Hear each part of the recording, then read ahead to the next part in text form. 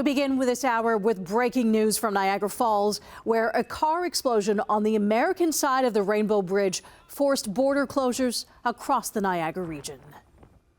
Good evening and thank you for joining us. The situation in Niagara Falls is still very much developing.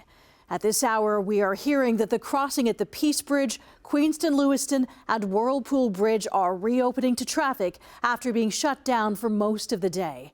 This as the investigation at the Rainbow Bridge continues.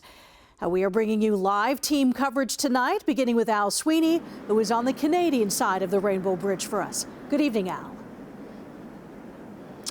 Hi there, Taz. Well, this has been a chaotic day here in Niagara Falls.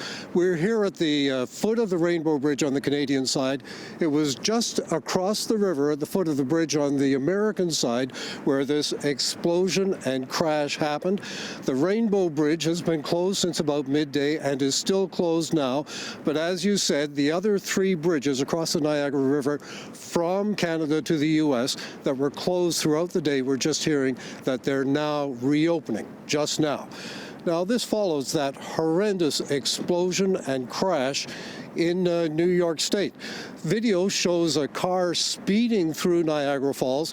Witnesses say it was doing 160 kilometers an hour or more, and it actually went through a fence and flew into the air, then slammed into a U.S. Customs building.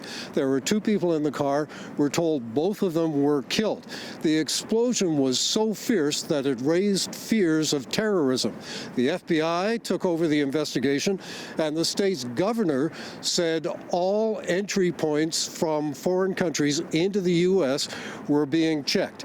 Here in Canada, people here in Niagara Falls saw and heard what happened.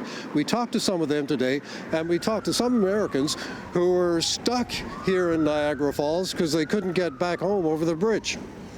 Here's what they had to say. When I had just come out of the car, I had a loud bang and then some smoke. Then we had sirens going on the other side of the bridge. Then the police came, they shut off the bridge, got the traffic out, and yeah, they couldn't let us go on the other side. I saw the smoke right after. I was about 3/4 across the bridge when I saw all the smoke, and they waved us all back to the Canadian side right then. So it's closed. The whole thing is closed. Yeah, here. the 4 bridges are closed down. So what are you going to do now? Sit here Nothing. and wait and see We'll what see happens. What see can what we happens do? in a few hours, you know. What can we do?